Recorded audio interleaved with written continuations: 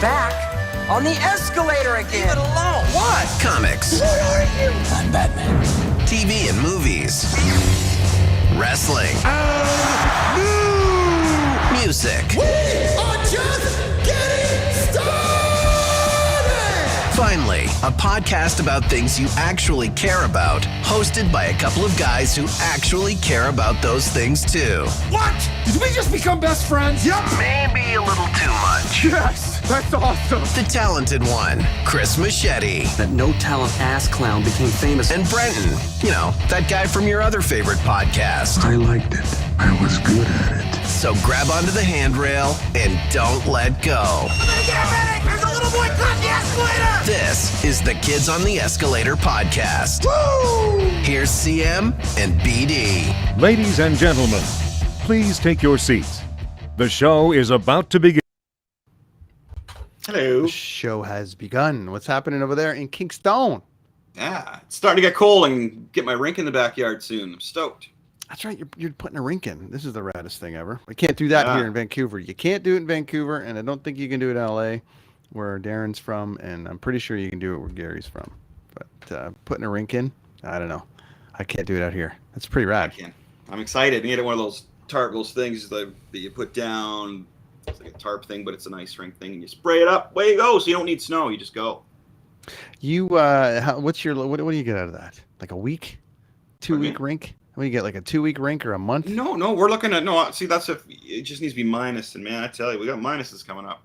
Starting today, it's just going to be like -4 basically from here on out. So this last week we did a whole thing. We did a whole thing with Darrin. We did a whole show about underrated bands, and Darrin had this fancy idea about we should do it for everything. You know, most underrated T-shirts, most underrated rock bands, most underrated this and underrated that. But we thought we'd keep it with the theme here of some punk rock. You know, we know some punk rockers there in our life. We've toured with them and had some fun with them. But so we thought we'd bring a bigger panel together this time. Yeah. With an old friend, and Darrin, of course, is my old friend, but your new friend. And so new friends and old friends gathering together, welcoming back to the show. Darrin Pfeiffer, what's happening, sir? Hey, buddy. 2 weeks in a row. Thank you, man. Yay. Thank you, make the gig. Representing Toronto. Look at that. And Buffalo. Although I should throw this in the garbage can today. I was going to ask you about, now Chris loves the football, but I don't know anything about football. I was going to ask you if you're going to throw that in the can today, because holy shit. Yeah, that was, I tell you, second year in a row, the Buffalo Bills bring the most exciting game of the season. One, last year was in the playoffs, this year was regular season, but my phone blew up. People were like, oh my God, that was the most amazing game I've seen in my life. Holy shit, oh my God. And I'm like, well, yeah, it wasn't that amazing for me. We had the game a couple of times. We could have clearly won that game very handedly. But we just kind of made one mental mistake after another. And I'm filing it under C'est La Vie and onward and upward. Speaking of shit performances, our next guest... Speaking of shit performances, has had amazing performances in his band, but is also a fellow Canuck fan myself, who's in number 2. I've got I was going to show him this fancy thing as I'm balancing 2 teams. I think you're allowed to balance 2 teams. But I think we had Canucks and Leafs this past weekend in Toronto, and no bigger Canucks fan than the guy that just joined us right now, hey, Gary Begner. What's happening, buddy? Hola. Hey, guys. Good to see Gary, you, of course, our old friend from... Leftovers and Lame, and now Hellaphant. Just great stuff. Meet Darrin. I don't know if you've met before, but say hello and let's talk. Hey, Darrin. Let's talk some punk rock. Yeah. Some punk rock and roll. I hate punk. You hate punk. I hate music in general. Chris, I got sick of it. I don't know if you're being serious, but I've been sick of it for a while now, and I just started getting back into it. But man, I think it was over the COVID. I don't know.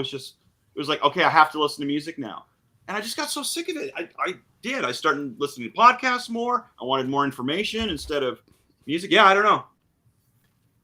No, I was just kidding. I love music. Oh, wait, I was actually sick of it. Yeah. I thought we were going to have a bonding moment over COVID, right? I listen to music every day. It's kind of like water for me or food. I have to have it. I'm of the same, but I know where Chris is coming from there. He's been in a creative space, so it's like I just find it wasn't doing anything for me anymore. I wasn't getting any creativity out of it. It wasn't inspiring me. I put it on, and it wasn't really putting me in the right direction. Whereas I put on some information, learn about cool things about underneath the pyramids. I'm like, whoa, my brain's stimulated. Here I go. So it was just music wasn't stimulating my noggin for a while. It is again though. Vinnie Vincent Invasion. Don't know why. Threw it on. I was just like, oh, I remember this. Crazy. We're talking underrated bands and we're talking all that kind of stuff right now. So last week we did underrated bands and had all sorts of from one side to the next. But now we got two punk guys on to talk some punk rock, which I'll admittedly is not doesn't live in my wheelhouse per se. So I'll let the table run on this one. But we have a top 5 list. Darrin, are you working with the same time tonight as the other night, or you got a little more time, or how you doing? I got a little bit more time. Okay.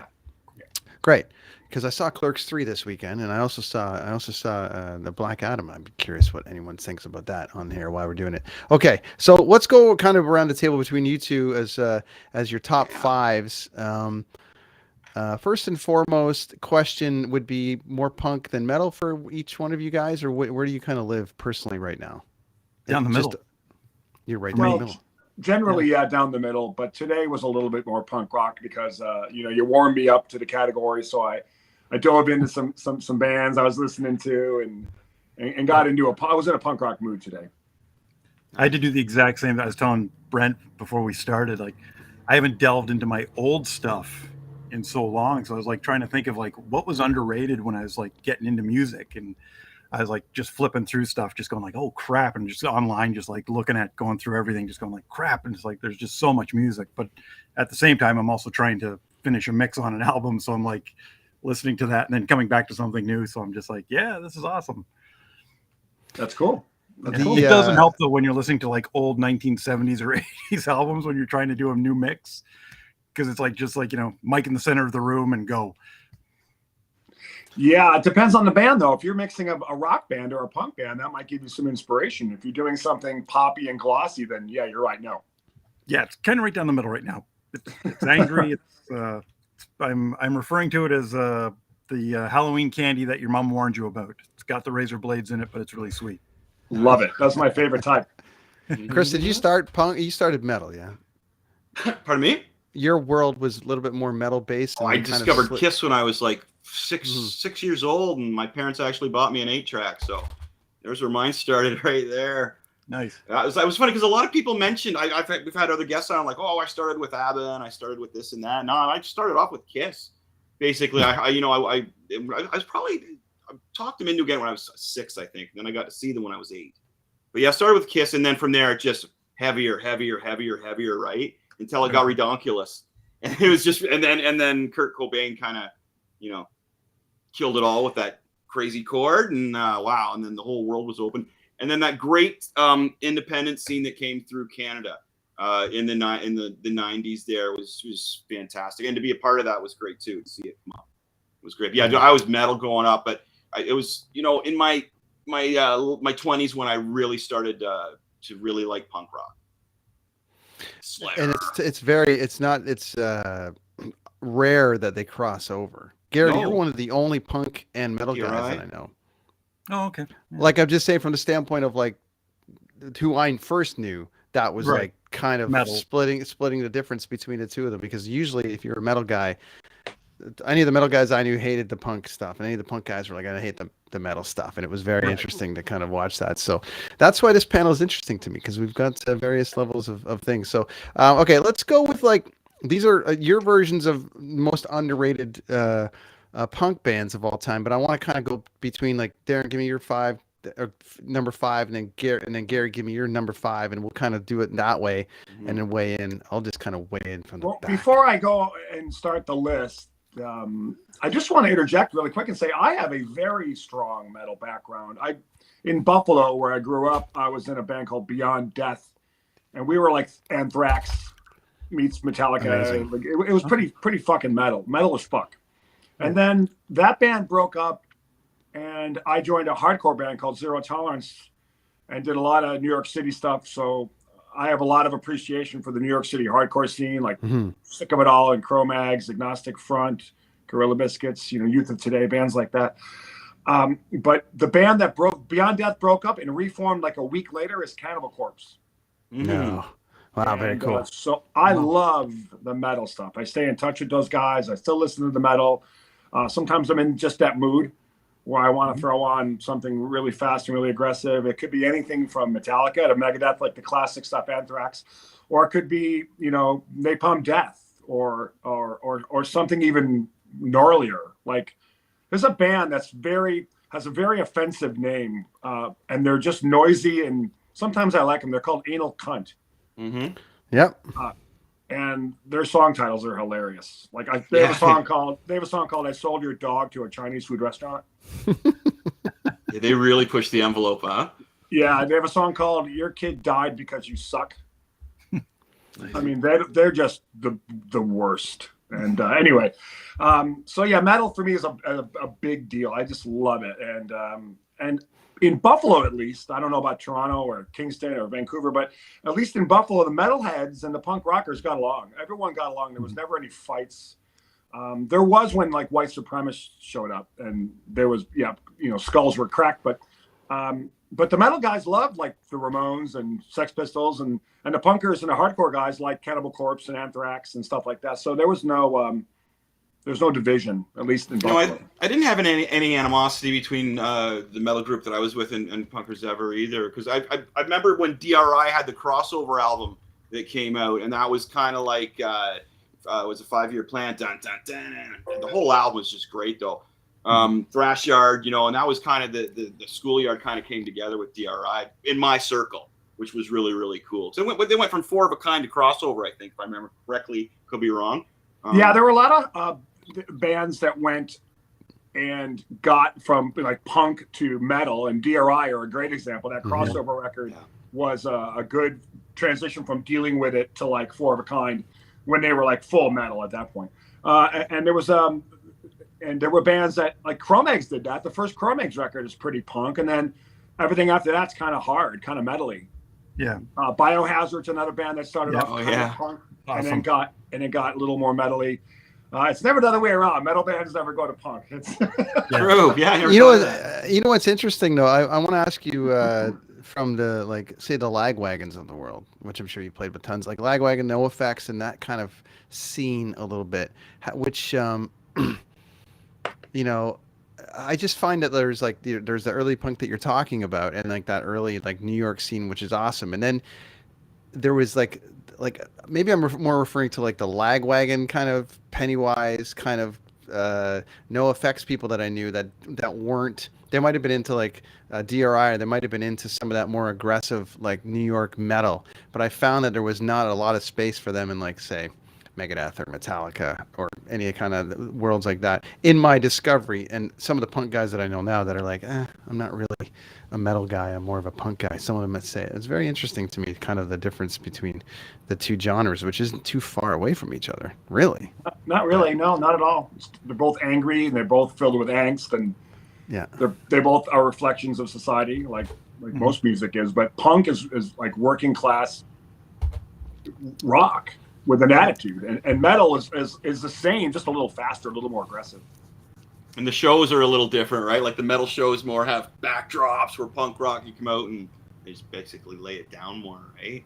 Like Maiden show, more theatrics and more theatrics. That's Anthrax, just did a tour, and they came through Los Angeles and played the Palladium, and they had like stairs and platforms like Iron Maiden does. There was fire and stuff like that, and we're like a band like No Effects are No Frills. Like their name is apt. Like there's their backdrop literally is this big.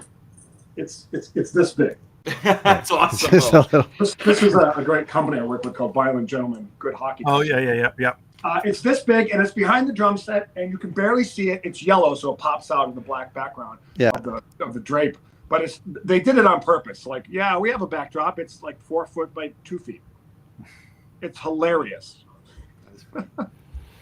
and they fasten it with clamps. Like, it's so punk. Like, Did you guys see that? Like, this category of like the underrated punk bands, you have your royalty, like the Clash and NoFX and the Ramones and Rancid and Descendants and Pennywise. Like those bands are known. Even people that don't really know anything about punk have heard of the Sex Pistols, and they've heard of the Ramones, and they've heard of the Clash, like, and the more contemporary stuff like Descendants and Rancid and NoFX and Lagwagon. Maybe not, but I do. But then there's like the underrated bands, and if you'll let me, I'll start the list off. Yeah, go for it, buddy. I got most of the graphics here. Order. It's really hard to like rank 1 to 5 or 5 to 1. So I'll just start off with Gorilla Biscuits, New York City hardcore band. They had an incredible record called Start Today. One anthem after another. And when you saw the band play, like most New York City hardcore bands, the singer sang maybe half of the set, and the rest of it was like you saw that picture a minute ago, like the crowd grabbing the microphone because they just knew every word to every song. And a lot of the songs were about unity and coming together and being brothers. And in some bands were talking about straight edge, like Youth of Today. But Gorilla Biscuits were just about having a good time, living a good life. But man, the hooks on that record are just undeniable. It's one of those records where you listen all the way through. You don't pick a song. You just all the way through. And it's just nonstop. Incredible songwriting on that record, Start Today by the Gorilla Biscuits. Awesome. Can you, I'm sure you can just find all that stuff now. It's got to be online. Oh, yeah, go to YouTube, you'll find more. Yeah. Oh, yeah. It's all Spotify. Are they still together? I'll play the dumb guy because, as I said, I don't live too much in that world. But do they still play? Do they do did a reunion shows? show like not that long ago. Some shows, they're actually doing some shows and they're doing some shows on the East Coast. Yeah. Oh, we're losing you, Darrin. Yep. We're losing you a little bit, buddy. Hear me now? Gary, go ahead. Yeah, I got you. A little bit of a delay there, but we'll go to Gary for a minute. What do you got there, bud? I don't know. Again, it goes back to everything. But for me, unsung band that was kind of huge, kind of like the Descendants-ish, was Big Drill Car. Again, just one of those things. First time I heard CD type thing, I was just blown away by it. Great song. I love that cover. That's cool. I was just I just thought they were just such a different band at the time to take that SoCal sound. And Frank just had this awesome kind of melody, and I'm always big into hooks. So I always like just the fact that he just did it. And at the time when that came out, it was just like the perfect storm for what was going on in my life. So I just, I was hooked at that point, so much so that when I heard the album, I basically was playing in a metal band and I quit because I was playing bass. And what Bob was doing on the bass at the time, I was just like, yeah, I got to do this. This has so much energy and positivity in it that I was like, yeah, I'm done. I'm good. So yeah, that was a big turning point for me. But that band played, was part of that scene down there too. Didn't they play a lot in Southern Ontario? I remember seeing that band around a little bit. Sonic Onion had a lot going on then too, with some early punk bands. And I thought a lot of their bands were on that Big Drill Car stuff, maybe. Yeah. People, bands were into them, but people weren't. I saw them. I saw them play the Opera House. I think there was maybe 30 people there. So you can imagine how big the Opera House floor is. Yes. 30 people. You're just like, yeah, we've done that gig. We've done that exact gig at the Opera House with 30 people. Yes, we have. Yeah. You can't cut your teeth on get a what do you call it? Not a copper record without doing your 30 at the Opera House. Gotta do, yeah. Because you do 30 at the Opera House, it means you get 50 at the Media Club, and then you got a sold out show. So it's good. Yeah, good stuff. Chris, do you remember anything from Jersey side? Did you see any punk bands in Jersey when you were there? No, I couldn't go out and do stuff like that, buddy. I was like, I was the only little white Canadian dude in that whole vicinity, man. I was told to stay home for my own good. No, New Jersey was not a place for me to do anything but draw comic books and become a good comic book artist. But I'll tell you what, Green Day first came out when I was there, and a buddy of mine turned me on to them, and I was kind of like, wow, check this out. I can sing like this guy. And it was like, it was kind of eye-opening to me because I really like the hooks of punk. And I love it. Just an in-your-face, dirty, as I was saying to Gary, I love a guitar that's punching you in the face. Just a sweet, dirty Marshall, boom, razor in your face. And then give me some hooks over top of it. I love that kind of stuff. Aggressive, like you've had like 10 cups of coffee and you're just cracking that guitar. I love that stuff. Yeah, totally. It's got to have a hook for me. So Jersey is when I just kind of started listening to Green Day, and that was the Kerplunk CD. Okay, yeah. Tape. Yeah. That's when Yeah. Yep. That's what you saw him too. About Kerplunk. I remember hearing about Kerplunk rock and roll before the internet. The only what was going on in the particular scene, like in New York City, there was a metal scene. There was a punk. Buffalo being a there all as much as we could to back or any other venues in the city gardens in Jersey, which is a metal and punk rock bands. Thick fanzine that came out of California. You could like send $5 and of mixtapes. Some guy and Green Day.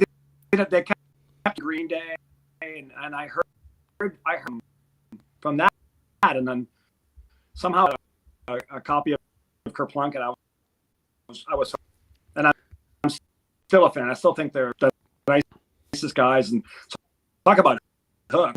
Oh my God! Billy became a great songwriter. Then he became a great songwriter. I saw them last summer, and it's funny because. Would they, next to NoFX having, the festival and some of the stuff they do? Darrin, you might have to go out and come back in, buddy. Sorry, you were really cutting out. You might have to re-hit that link again, my man. But the, Green Day were, I guess they're the ones that made it. Yeah, outside of the Ramones and stuff like that. Green Day are the ones that kind of came out of that and made it because. Rock and Roll Hall of Fame, all the rest of it, call it what you will, but they're still going. I saw them last summer and it was really, really great. But the thing was, man, it was all hits. I think it's a different thing now. Like it was just nothing but hits. So it'd be cool, Chris, like to see them Kerplunk front to back or something like that. But it was just hit after hit after hit after hit. And you're like, oh my God. You know how to write a hit, man. They are good at writing. That's the thing. It's like I don't have mentioned this story before, but I'm a big Rivers Cuomo fan. And when he did Pinkerton, and everybody in the world hated him, he took a break after, and he went out to find himself, and he went to a rave party on New Year's Eve. He's sitting out front, and he's writing all these notes about how to become a better songwriter. He's observing people. He's sitting on the out front of this rave party at 3 a.m, and some drunk guy comes up and screams in his face, "Say it ain't so, whoa, whoa," and just takes off into the night, right?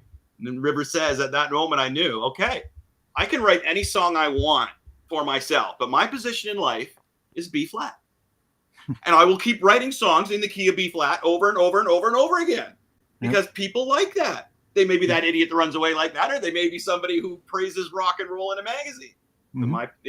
He's discovered his position. That guy, Chris, has, and you put me on him. Obviously, we all became Weezer fans, but you put me into the songwriting aspect of him. And then I started studying up on him a little bit more. And the fact that he studies on, like, okay, we're putting a new record out. Let's study the Spotify top 20 from the last 5 years. And then we're just going to write songs like that. Some people would be like, that's lame and blah, blah, blah. But I'm telling you something. They opened for Green Day. Yeah. And it was 20 songs of hits. Yeah. It's wild. That guy's carved out the most perfect career. If you're not going to be Green Day, be Weezer. Yep. Because they're like the Joan Jett of this era. And I'm not from a punk standpoint. They've carved out a career for the rest of their life. Joan Jett will always be the 1 hour perfect opener for the rest of her life.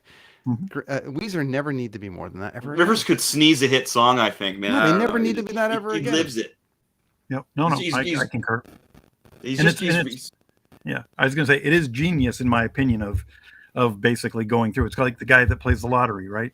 He goes back and he runs the numbers to see which numbers were pulled the most for the entire month or entire year, and that's what he buys his tickets on. Yeah. 9 times out of 10, that guy's going to win way before I ever win, playing my same numbers I've been playing since I was 15.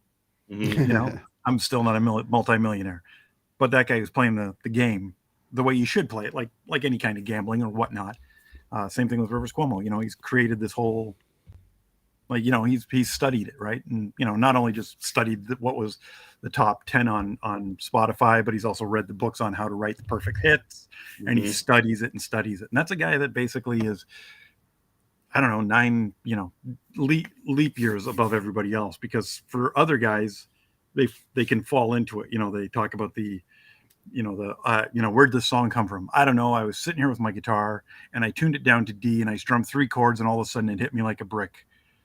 There's my hit. I'm done for the rest of my life. Where he's continually just working and trying to find it. It's unbelievable. And then like this last thing with opening for Green Day, it was they're all metal. He had the mullet, had the whole thing. They just they were all in on it. Yeah. And it was great. And it was just like hit after hit. And I'm just like, oh my God.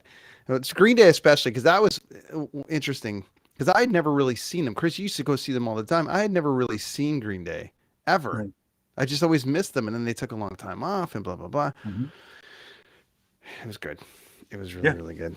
The energy of that whole pop punk thing really grabbed me. Really, like just the whole energy of it, man. I love that heavier guitars. It was just layers and layers of guitars and hooks. It's good. Yeah, it was like. Yeah, it was almost as if they were. I always likened it to along the lines, like I say, the Monkees or even the Beach Boys with the layers of the harmonies. Like that was, with the Descendants when they kind of did what they did, and when all branched out and all that such. They just the way they wrote, it was like so Beach Boys-esque to me that I was hooked, right? And it was just, and that was the whole pop punk thing for me. It was just the layers, the melody, how it all worked. We're still on Green Day and Weezer. Now we're moving. That's all right. That went on for a while. Yeah. We're back to your number 4. Can I tell a really quick Green Day story that's hilarious? Absolutely. Definitely. It's really, really quick. I was in a band from Buffalo called Zero Tolerance. Hardcore band. Started off kind of hardcore, but then kind of moved to like hardcore metal, and like we're really influenced by the Cro-Mags. So we did a lot of touring with Youth of Today, with Sick of It All, with Shelter. We went to New York all the time. We went up and down the coast constantly. So we were in West Palm Beach, Florida on tour in 1990 or 89, probably 90. But anyway, we're on tour, and I saw Green Day were on the bill. And I was so excited because I was like, oh, I know who these guys are. They're on Lookout Records. I heard Kaplunk. I love it. I can't wait to play with them. They show up in this beaten up white van. Yeah. And I was like, oh, wow, Green Day are here. Cool. Trey Cool comes out. He's in full drag. He's got a wig on. He's got makeup. And he's wearing a dress. And I'm like, oh, I'm Darrin. He's like, oh, I'm Trey Cool. Nice to meet you. I'm like, oh, cool. And he was just as hyper as he is now. And they play, and they're just amazing. They opened up for us. And they were amazing. I was like, holy shit, this band is fucking killer. I love them. We go on. We play. And I go to settle the show because, it's always the drummer that knows how to do all the math. And they're like, oh, yeah, we gave your money to Green Day. And I'm like, what do you mean? They're like, are you guys on tour with Green Day and they're settling all the shows? I'm like, no. The guy felt so bad. He gave us his promoter profit, which was like $300. So he made no money. Green Day took off before the internet, so we can't track them. No. Otherwise, we were hardcore guys. We probably would have murdered them. So years, fast forward many, many, many years. Dookie is out, and they're playing the Grand, what's that venue called, Brett? The one downtown LA. It used to be a boxing arena. It's called the Grand Ballroom, or this old boxing arena that was the Grand Ballroom. Yeah, it used to be, it's converted to a venue. I think it's a church now anyway. But they were like a big K-Rock release party for Dookie, and I knew their drum tech, so I got in and I got backstage. And this is the very early part of '94. Goldfinger was like just, getting started and getting recognized and on their way up. So I go backstage. I get backstage after their show, blown away because Dookie's amazing. And hey, guy, I finally cornered the 3 guys, and they're having pizza. Like all these pizzas were there, and I'm like, hey guys, do you remember a band like maybe 1990, 5 years ago, called Zero Tolerance on West Palm Beach, Florida, when you took their $600 and walked off? And they're holding pizza and beer. They're like, yeah, why? I go, I was the tour manager and drummer. And they're like, and they looked at each other and they go, do you want some pizza and beer? And I go, I'd love some. Fast forward another like 10, 15 years. Now they're playing the Budweiser venue outdoors, the Shed in Toronto, and venues like that. And every time I see them, they're like, you're going to bust our balls? And I go, yeah, you can write a check for $600. Where's my pizza and beer?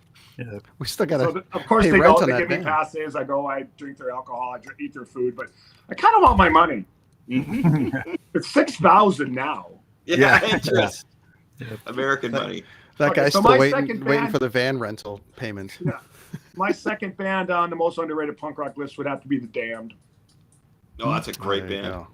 I don't think a lot of people give that band a lot of credit. That record, Machine Gun Etiquette, and the songs like New Rose and Neat Neat Neat, and just like really Smash It Up was another big hit they had. Smash it up, ooh. Like people don't really know. People hear those songs, and I've been out with people, and Neat Neat Neat comes on or Smash It Up, and they're like, oh, I've always wanted to know who this is. I'm like, dude, it's fucking Damned. And they're like, well, why should I know that? I'm like, because you should know that. So I think they're underrated, in my opinion. I agree. Yeah. Would they have a chance though? And this is a question for you guys, as far as Green Day ended up a little bit poppy with the big hits, and Weezer and some of those bands, but Bad Religion got on the radio, but we didn't hear NoFX on the radio very much. We didn't hear, especially you were in Toronto at Edge 102. I mean, that's a little after. That's obviously after that time, but did they stand a chance of even breaking? Because you're saying they're underrated, but Green Day got on the radio somehow, and the Ramones got on the radio, and some of these other bands were able to break through on radio. What do you think held it back?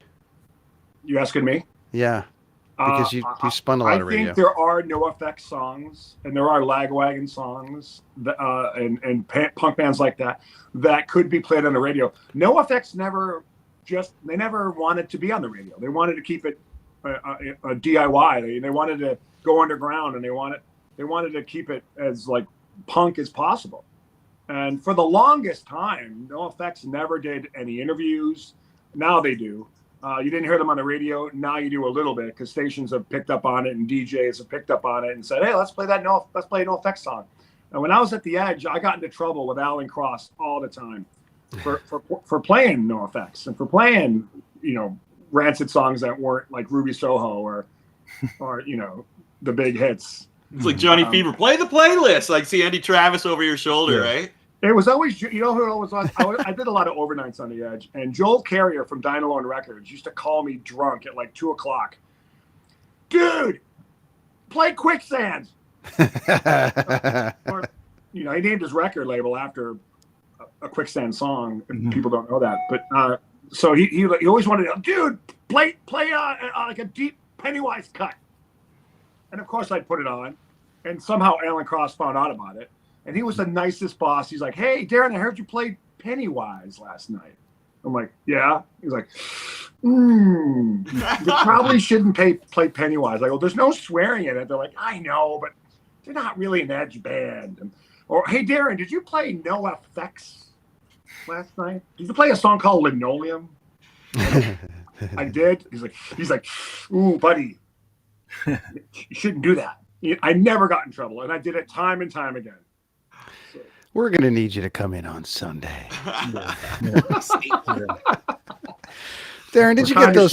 Darrin, did you get those? Did you get those TPS reports filled out about your NoFX playlist? Or Darrin, I'm not sure you got the memo. I'll get you another copy. No, I got it right here.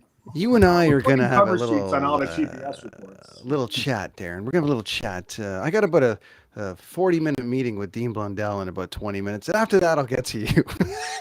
He never got to you. Darrin. He never got to you. Gary, what do you got, buddy? Kind of going back to my youth, but a band called Broken Bones. Again, it was just when everything was happening. I was kind of just getting out of the metal phase in life. So I was like, it's kind of like that thing. Anyways, I used to go to Star Records, and Mike was always kind of weird, right? Like he always looked down upon you for buying, if you weren't buying garage rock, basically. It was always like, and but you couldn't listen to stuff in the store. So I'd always flip through it and just try and find these like amazing covers. And if I saw something that really stood out, like, the whatever it was, like the Misfits Die My Darling with the pus head on the back and all that such, Anyway, so I found this album called Broken Bones, and I remember just going home and there you go, and just putting it on, and I just remember playing it the first time, and then like I was like, holy crap, I was just blown away by it. It never left my turntable for probably like a month straight. I think my parents were pretty pissed at me for that one, just because as soon as I could, I just turned it up, right? But yeah, I just thought they were an awesome band. And again, for me, it was like as I was delving into the from metal into punk, starting that crossover, I was just like, I was grabbing everything I could get my hands on, because I was saying earlier, like there was that point in metal where it was tiring. Like there was nothing exciting coming out. Everybody sounded the same all of a sudden. I remember when Overthrow brought out that, I can't remember what album it was. Not Overthrow, Overkill. And the guitar player like looked like Hetfield. He had the white high cut sneakers on with the black jeans and the long sleeve, and he had the white Explorer, and he moved just like him. And I just remember thinking to myself, this is starting to crash, now that it's publicly you're copying this guy openly. So that's when I just started buying like as much punk as I could. But yeah, I still have that album out of when my parents sold my record collection. For some reason, I think I kept maybe 25 just things that were really important to me, and the Broken Bones album I still have. It's pretty awesome. Nice. Cool. Check them out. Yeah. What style of punk? Like true punk, like early, like oi, like gutter punk. Yeah, totally gutter punk. Yeah. But they had some talent. I just really liked them. It's it's just one of those things. Sometimes it was like Crumbsuckers. Loved the Crumbsuckers. Nobody I knew except for my 3 friends loved the Crumbsuckers. Yeah. Beast on My Back. I mean, that first record with Bullshit Society was punk. And then the Beast on My Back, they went full metal. Yeah, like prog metal even. Like the timing in that thing. The guitar player. Yeah. And the piano playing. Yeah. Yeah, exactly. Still couldn't understand what he was singing, but it was just so heavy. I love the Crumbsuckers. Yeah, it's awesome. It's awesome. But it didn't the bass player, didn't he take over for Cro-Mags? There's 2 Cro-Mags now. Okay, yeah, okay. Because one of the guys from Crumbsuckers was I think went into the Cro-Mags, and I think he took over something. I can't remember. There's like Cro-Mags for real, which is Harley Flanagan, who plays bass. Right. He just recently won a court case, and he owns that name. But the singer John Joseph can go under his Cro-Mags JJ or something, or Cro-Mags John Joseph. Like he can tour, but he has to put John Joseph after Cro-Mags. Oh, okay. Oh, okay, interesting. Yeah, I just anyway. So yeah, so I was really big into that. And yeah, me and the guys of Goldfinger are suing each other too. I'm going to tour his gold, and they're going to tour his finger. It'll work itself out. This is just like finger. What's going to be the punk version of Rocklahoma, Darrin? Because Rocklahoma's got the Cinderella X and Faster Pussycat Y. What's the punk version going to be? Oh, I don't know. I mean, well, there's 2 Black Flags. There's Black Flag, and then there's Flag. Yep. Yeah. So it's just sad when bands do that. I don't know how they anticipate making money either. Really, in the big picture, there's like, back to the metal thing. It's like there's Stephen Percy's Rat, and then there's Rat. Well, who the fuck's gonna just go watch Bobby Blotzer play? I think Great White do that as well. I think Great White have 2 Great Whites. Yeah. Well, Queensryche did it, right? Queens, like Jeff Tate and is separated. But there's a bit on the, because the Queensryche, at least you got the full band with the new singer. But some of these bands are almost Foreigner now. Yeah. Some of them are just like, yeah. It's like, actually, Darrin, like the 3 of us are going to go out as Goldfinger. I'll try to get a quarter of the way there on drums. These 2 will do it, and then we'll add a bass player. But what we're going to do is we're just going to ask, if you own a portion, we're just going to ask you if we can get in on your portion. And then just add 182 at the end. You'll be fine. 182. 182. Nice. Don't bring all the kids. That's awesome. Where are we going now, fellas? Back to you, Darrin. Back to me. Pick number 3. Let me plug my phone in because I'm dying. Hold on a second. And put a hockey puck in front. There we go. That's how you do it. You're a Canadian guy. We talked about this band earlier, and to me, they never really got enough credit, and they still don't. That would be the Dirty Rotten Imbeciles, DRI. Oh yeah. Yep. Again, a band I found by scouring the fanzines, and they're from Texas, and they did a show in Niagara Falls at the Turtle, which is this a Native American cultural center type of place, similar to the one in Vancouver. But I think that one is called the Croatian Culture Center. But anyway. Yeah. I did one of your shows there, actually.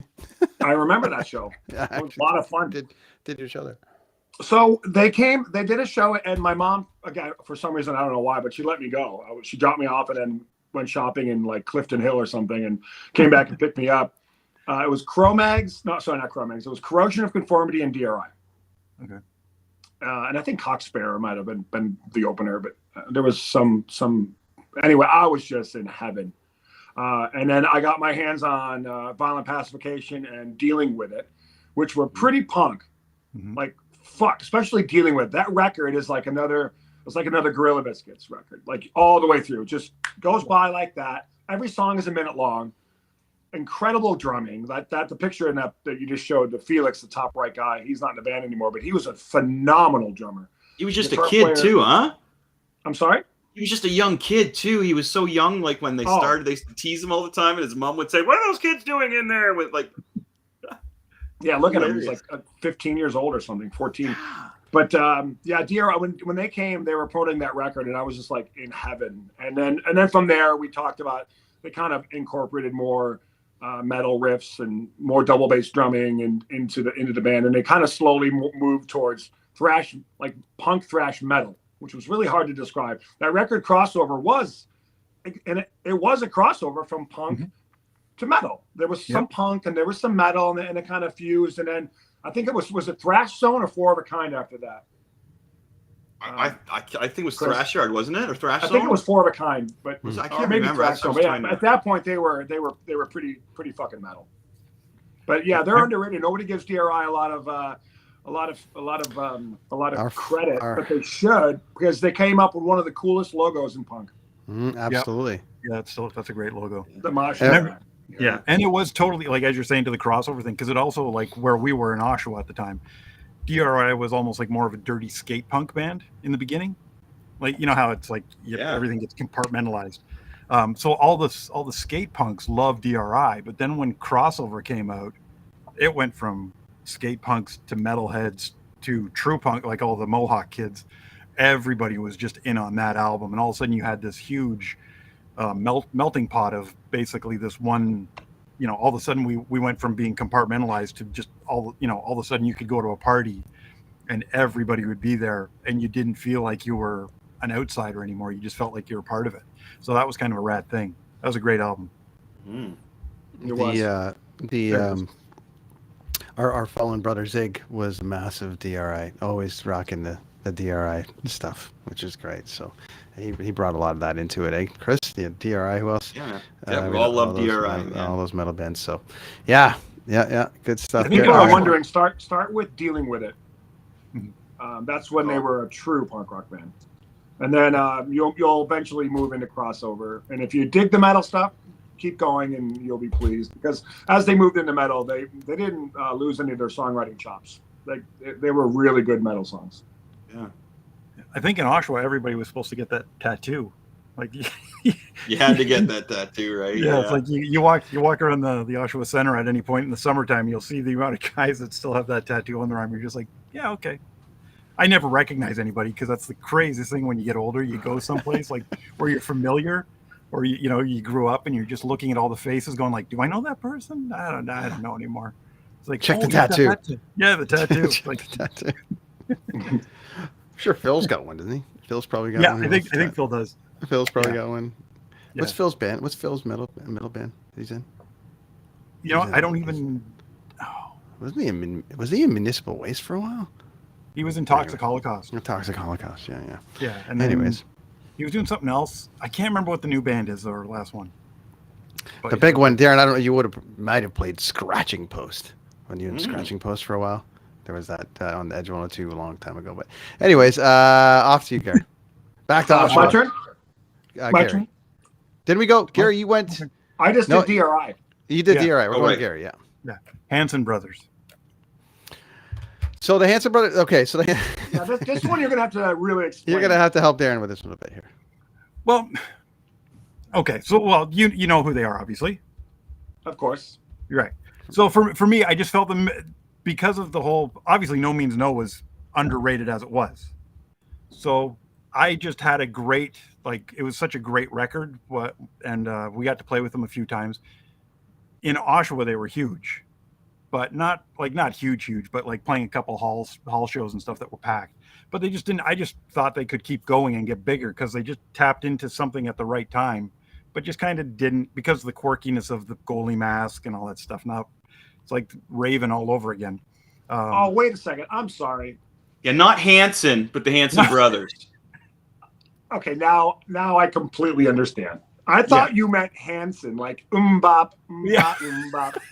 No, I sent you a text. Remember, I sent you a text saying slap shot. You're right. Okay, That's the awesome. Hanson brothers. I thought There you go. There the Hanson are their brothers, so I thought that's what he meant. Oh, okay. Yeah, totally. Hilarious. That's awesome. And I thought maybe you knew something about their past that I didn't know.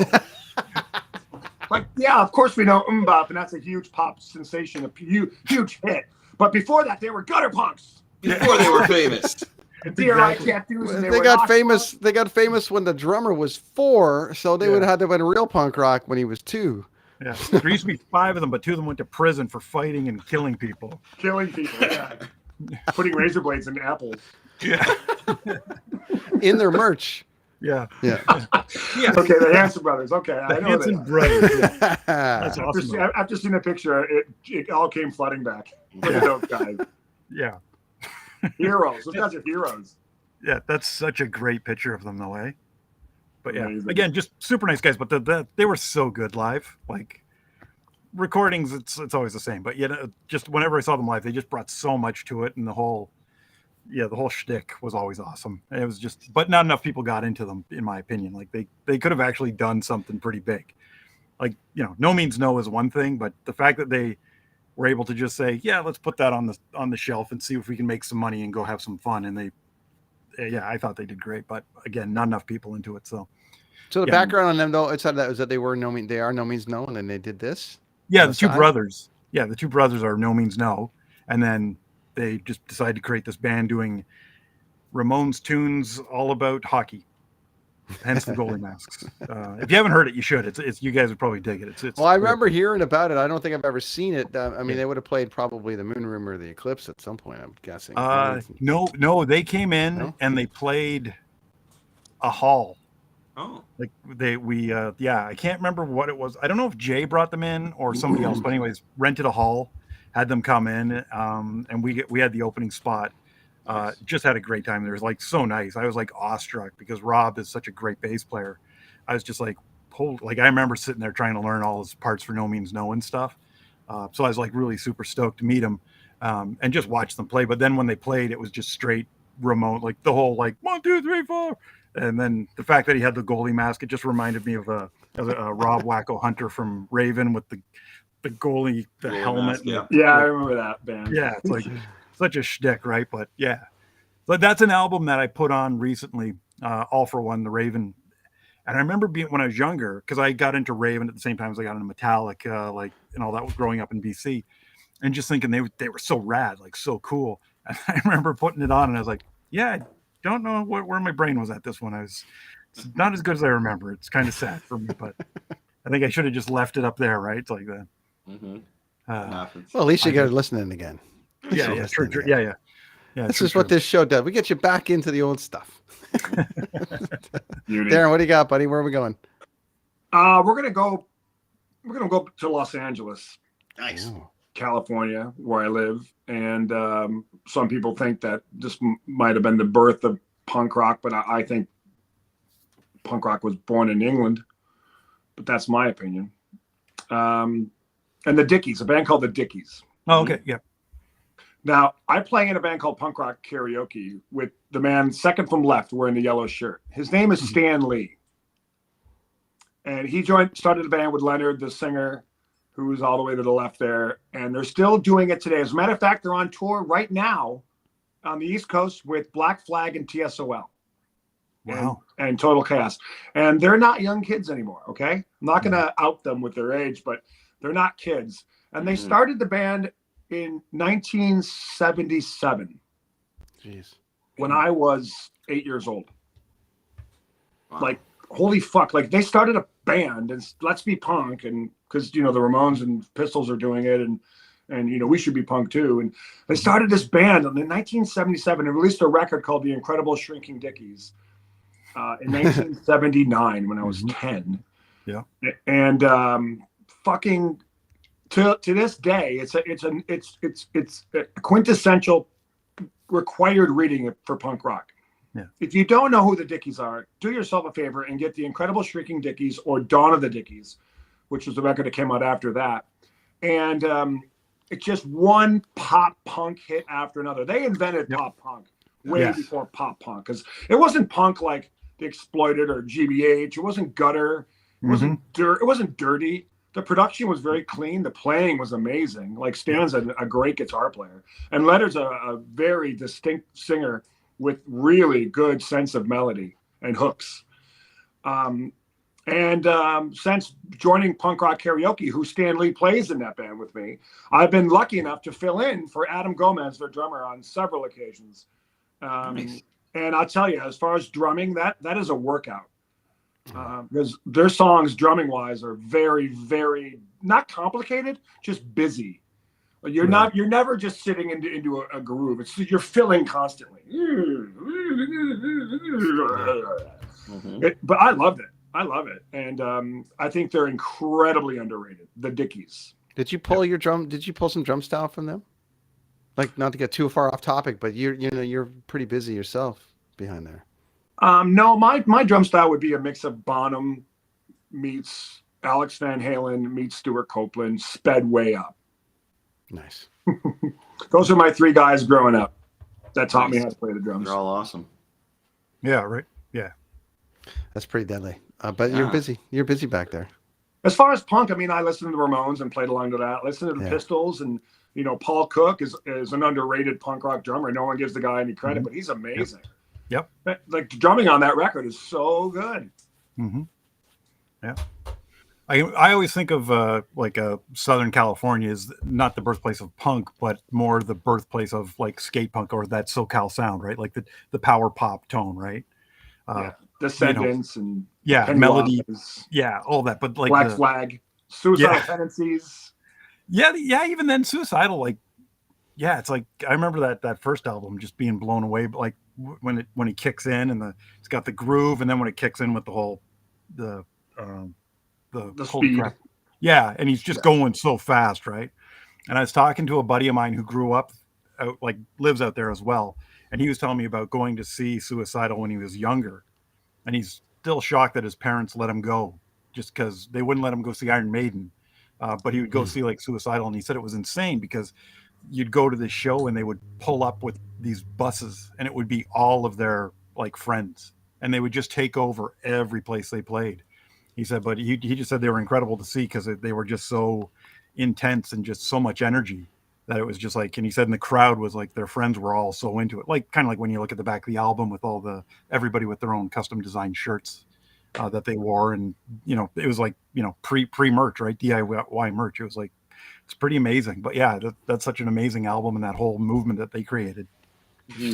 When you talk about having friends show up to see a Suicidal Tendency shows, I think you meant the gang. Yeah. They had a gang. Jay Adams. They had a gang. It was called the Suicidals.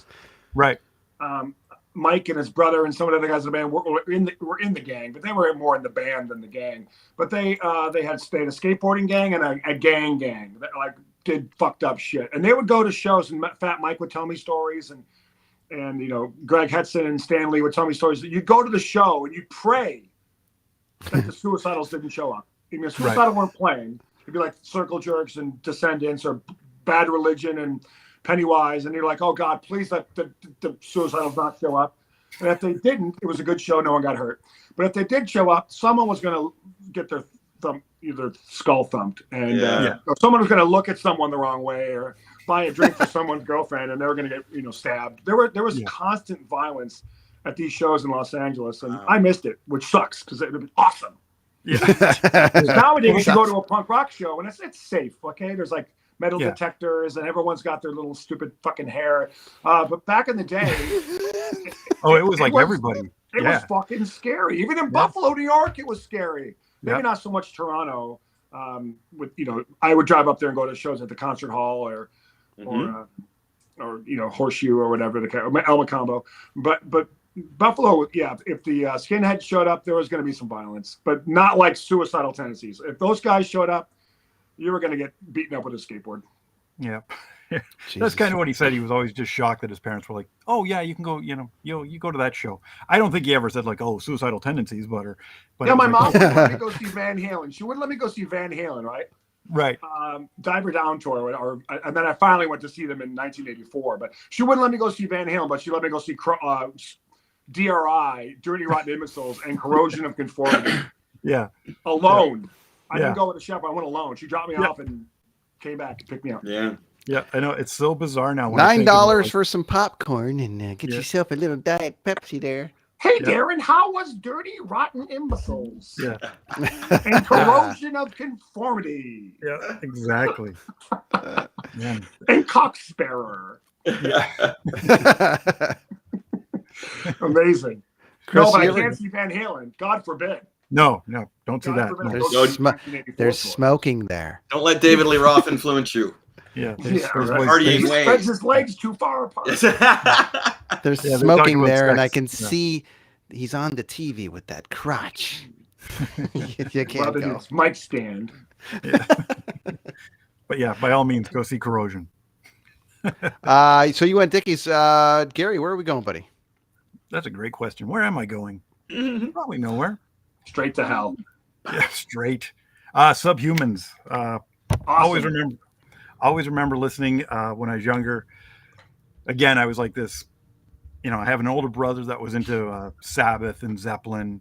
And I remember growing up despising it just because he always played it. I had to listen to Hendrix, and I could never use his turntable. I had this like little ghetto blaster that I had in my room. But then my buddies and I were totally got into Metallica really early on. One of my friends got a copy of the No Life to Leather demo where they sounded like Motley Crue. I had a friend of mine that had that as well. Yeah, and it's like, and I just remember going like, wow, this is cool. And then Kill 'Em All came out. But anyways, one of the guys came with the Subhumans album one day with Slave to My Dick on it. And that just became our battle cry almost. Like just, you're at a party, guy would take, pop it in the record player and put it on just as loud as he could. And it was just, everybody would sing Slave to My Dick. And it was always just a good thing. But nobody got into them. Like they were, again, little pockets of people knew who they were. And it's funny because if you go to, downtown Toronto or whatever, you'll see a couple of the crusty punks, and you'll see somebody with the Subhumans like little patch on their jacket. Yeah, and it always just makes me, and you're thinking you have no idea who they are. Yeah, exactly. So it's like, but yeah, that's again just another kind of crusty punk band, but right in the beginning when, it was neat. I was gonna say I was just in England not like a couple months ago, and we went down to Camden. And I was all excited, I was going to go see Fiddlehead because they were playing down in Camden that night, but our flight got changed. So we had to I couldn't do what I wanted to do, but we were there and I saw 5 punks, and I was kind of really bummed out by that. Doc Martin stores, they're there. Vans. I think there were a lot of fast food restaurants as well. And a lot of tourists that really didn't know where they were. Yeah. The Underground is still there. That venue, the Underground. That's where Fiddlehead played. Yeah, it's like there's a hole right in the middle of the stage. Yeah, right smack in the middle. You're like, I love this band. Yeah. Yeah. Let's hope the guy behind me doesn't. It's so hot down there, man. Yeah. But it's like the quintessential London punk rock venue. Yeah. Yeah, I was kind of bummed that our flight got changed, but I was like, there. But I'll get back. Nice. Gary, I like how you're also just randomly in places. Every now and again, Gary will just post on his Facebook. I'm in here. It's great. And then you always say, I went and saw this band. I went and saw this. It's great. Yeah. It's awesome. Portugal especially. You go to Portugal a lot. I like that. That's my favorite place. It's my wife, right? I married somebody who loves traveling. So there you go. She wants to go. We go. Why not? Beautiful. Yeah. We're gonna wrap up close here, gentlemen. What else you got on to Darrin? I think you got through your list. Yeah, I got one more real quick. I'll tell it real quick. And because I grew up in Buffalo, and Toronto and the Canadian punk rock bands always pulled through Buffalo. Thank God. Like DOA always played Buffalo. This band played Buffalo all the time. The Dayglow Abortions. Okay. Wow, yeah. And I discovered them not on their first record, Out of the Womb, but Feed Us a Fetus, which was their second record. Yep. And it had one hit after another. And they have a song called Arg Fuck Kill. Yeah. Yep. Arg Fuck Kill. That's the chorus, but the verses are blah, blah, blah, blah, blah, blah, blah, blah, blah, blah, blah, blah, blah. Oh, yeah. I was just hooked on these guys. And then they put out some great records after that, like Here Today, Guano Tomorrow. And this is 86. Like 86, 87, 88. So real quick, I'll tell a story. They came through town and I was in Beyond Debt, and me and my guitar player saw them and they're like, hey, we're looking for a place to sleep tonight. And we were like, hey, you guys can crash on our couch. So we got a case of beer. We brought them to the house, the whole band. We're like stoked, hanging out with Dayglow Abortions. We're drinking beers. There's a knock on the door and our buddy comes in and shuts all the lights off. We're like, he's panicking. We're like, dude, relax. What's wrong? He's like, I'm walking down the street and I'm headed towards you guys, and a cop car goes by with a car, and there's a car chase, and the guy throws a backpack out of the window, and it lands like 20 feet in front of me. He opens it up, and it's this gigantic bag of cocaine. Woohoo! Like a nickel bag worth, but a lot of coke. Like, a lot of coke. And we're like, what do we do? And I'm like, God, the Dayglow Abortions are here. And he's like, really? That was tonight? They're like, yeah, they're in like our living room drinking beers. So we go in the living room and we're like, hey guys, do you guys like doing coke? And they're like, fuck yeah. Who can afford it? And I go, we can. Yeah. We did the whole bag. Whoa. The whole bag all night long. What was it? 4 plus 7 guys. You're still going, huh? Drugged and driving, indeed. So I see those guys every now and again. It's been a long time, but I see them. I go, hey, do you remember the cocaine guy in Buffalo? They're like, oh yeah, that story's legend. I'm like, that was me. Chris, didn't they just play in Kingston a couple? I'm like, no. They're like, yeah, come on in. Want some pizza and beer? They probably expect that from me every time now. Yeah, but that was a good Chris, story. didn't they just play Kingston and Boneless just have them up there? I think Dayglow just came around here, I believe. Yeah, they just played London. I'm not sure who's left in the band. I know a lot of. I think the drummer died. And the Cretin's still there though. Cretin's still there. Yeah. As long as one guy's in the band, it's fine. Keep it going, right? Dayglow. Proud to be a Canadian is another great song of theirs. Proud to be a Canadian. Pass me another welfare check. Yeah. It's a good one. My beer while I go out and catch. They have religious bumfucks. There's so many. That the Canadian one's great too because. You could play it for the American punk fans, and we can all sing along together. Only Dayglow Abortions can release a record called Two Dogs Fucking. Right? Yeah. I guess songs are like, Chris. I'm doing the best that I can. I'm doing the best. Just over and over. It's brilliant. It's brilliant. There's one, the Skater Bowl one from Here Today, Guano Tomorrow. What's it called? Not Drugs and Driving. Jack? Shred Central. What a great song. Like, just a great song. And then Drugged and Driving, that riff in Drugged and Driving. It's pretty metal. That was like an anthem to my group when we were younger, man. Like Gary's saying, when Drugged and Driving came on at a party, dude, it was just, it was a 11:45. All the lyrics, man, right down. Boom. Yep. Classic. I feel your love on Dayglows. What's funny about that, too, that's when it comes to underrated bands. I mean, that band has been going for a long time, and they're still playing shows. I mean, all these other bands are playing in and out in some capacity, but the Dayglow thing, when I see them pop up as playing, I'm like, oh yeah, fuck, they're still playing. Like they'll play Vancouver, they'll do the run. Punk rockers are loyal, man. But they just keep going, and 42 years they've been doing it for 42 years. Wow. And I often wonder, because their songs are funny and it's whatever, but the fact that they, because of their name, maybe they wouldn't obviously get the recognition that they deserve. Whether they don't want it or not, but it's amazing to me that like they've actually had a substantial amount of influence on a ton of people, and that's a band that's like, to me, slides in as the most underrated. If they were called if they were called something different, and I'm not telling them to, I'm just saying if they were called something different, maybe the hook goes away. But if they were called something different, they might be way further. Just up. the Dayglows.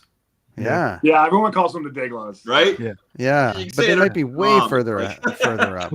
Yeah, but they happened at a perfect time, right? Like that, like Fetus of Fetus dropped at a great time in music. And you were talking about earlier, like the different things, like, would this happen with that? Again, part of the music industry is, you guys all know, it's also timing. It's who you know, what you know. You can have a great guitar player, or you can have like an Eddie Van Halen type guy nowadays, may not get, may have said the wrong thing at some point in his life, and that's it. It's like you're done. So sometimes it's just got to be that perfect storm. And that Fetus of Fetus album dropped it. I remember that album coming out, and I think Pursuit of Happiness's first album came out at the same time, and it was like almost a battle on the beaches of people listening to I'm an Adult Now, but then you've got like, dog farts blasting on the other side, and, I always remember that the TPOH party was awesome because that's where all the girls went. Like all the cute girls were at the Pursuit of Happiness party, but all the fun was next door over at the Dayglow party where where you're listening to the punk rock. Cause that's where, all breaks loose. So that was always kind of an interesting, but yeah, just a perfect storm for those guys. They should have got more. They should have. I think that, they're definitely, to me, and as the casual on this panel, that's like, I loved them. I actually quite loved them, and all of these bands, have entered my realm in some capacity. But that band for sure, I'm like that band should have been way. I heard about Random that Killing's band. another one that are still going today. That my buddy plays drums in there. Chris Bolas, great drummer. Random Killing, and they just came here. And of course, me being an old guy, my buddy's like, "Hey man, coming in Kingston, awesome! I'm coming to see you play. What time are you on? Well, probably around 12:30." I'm like, "Okay, all right, it's late, but I can do it." They're on at like 1:45. Holy fuck! I get upset when bands go on at 10. I know, right? We're going on at 10 o'clock. I'm like, "Oh, I'll catch a couple songs." And I'm feeling bad for him because I'm like, "Okay, dude, I'm going to catch a couple tunes. I'm going to leave," and I'm thinking nobody's going to be here. Damn, the place was packed. And I had to leave because it was getting rough. Like I had my wife there with me, right? And it was great. It was awesome. And what a great show Random Killing put on. I can't remember the singer's name, but man, he was just grab your favorite pronoun and do some dancing, whatever. Like it's just his stage presence, his persona. Yeah, and everything he said was just so mint. I don't know, it was just perfect. He's one of those singers that could just everything he says you're listening to and you're like, "Hey man, right on, that's great." Yeah. And then they hit the song, Yep. I noticed a lot of these punk bands now start with like a Zeppelin type solo, and then rip into the normal punk stuff. Okay, which is kind of cool to see the guitar players get to jam a bit. But so Random Killers, I just want to throw in. TSO do that a lot. They start their songs with a riff, and then it goes into the song.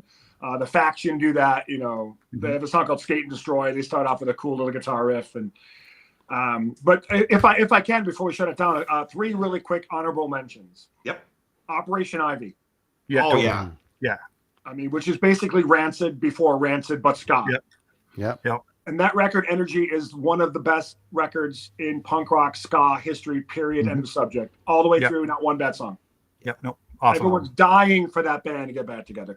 Second band would be Minor Threat. In my mind, I don't think they're as underrated as some of the bands we mentioned, but you don't see a lot of Minor Threat t-shirts or patches, but you should, because those records were phenomenal. And finally, another punk rock band called RKL, Rich Kids on LSD. Okay.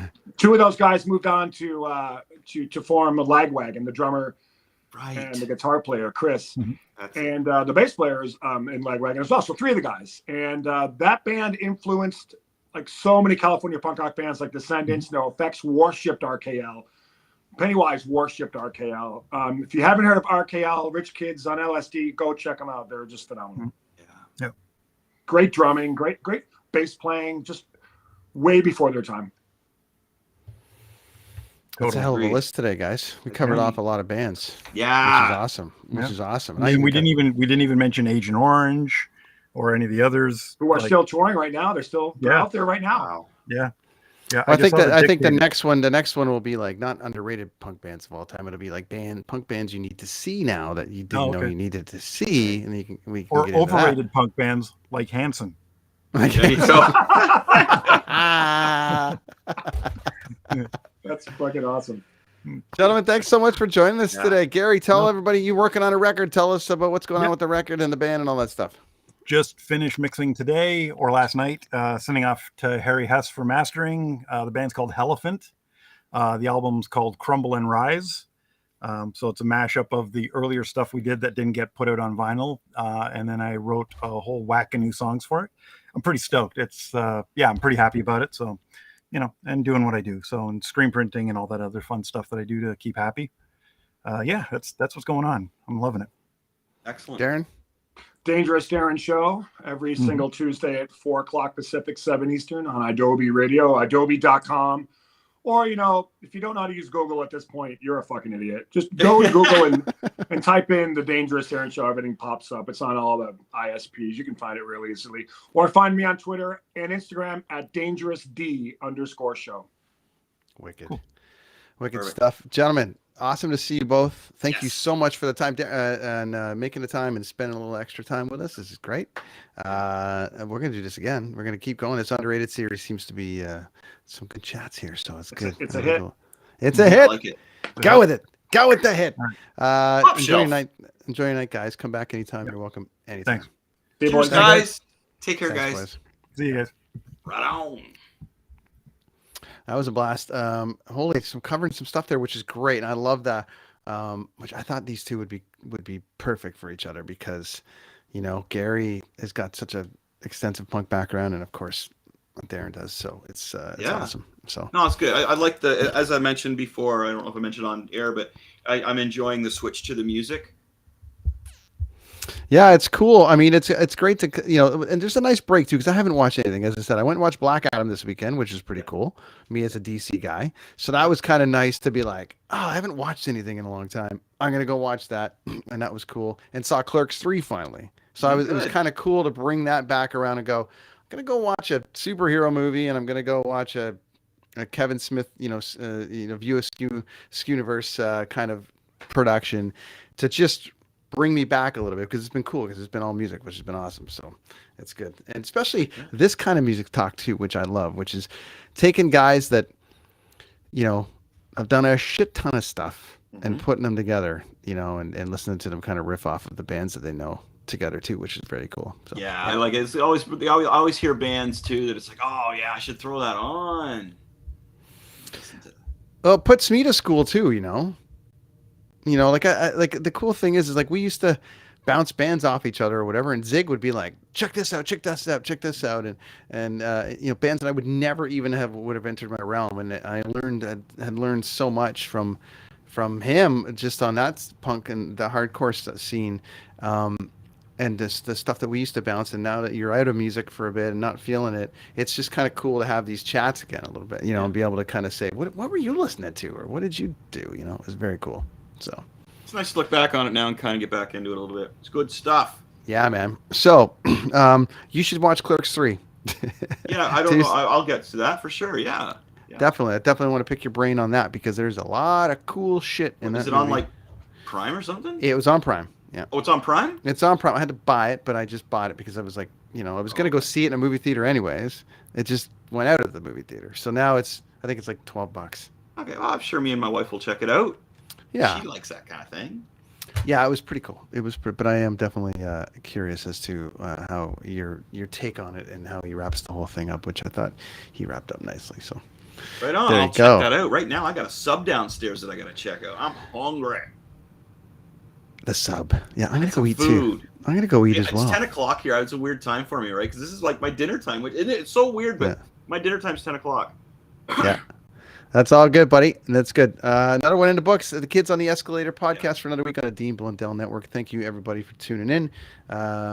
We will get caught up here. All the episodes from the last couple of weeks are now going to be dropped onto Spotify and everything. There was a bit of a delay with them, but that's been fixed, so you'll see them all up there now. Be sure to check us out on kidsontheescalator.com when you get a chance, and Machete Comics as well. Chris always working on commissions and rad stuff and design and stuff. Follow him on all of his socials because he's always putting up some Darrin really rad stuff. Put Machete Comics in that Google there, man. If you don't know how to work that, you're an idiot. That's right. At this point. But yeah. Awesome stuff, everybody. Thanks for tuning in. Another week. The Underrated series will likely continue next week or beyond. That is the Kids on the Escalator for another week. Good times. Rad dudes. See ya. Thanks, everybody.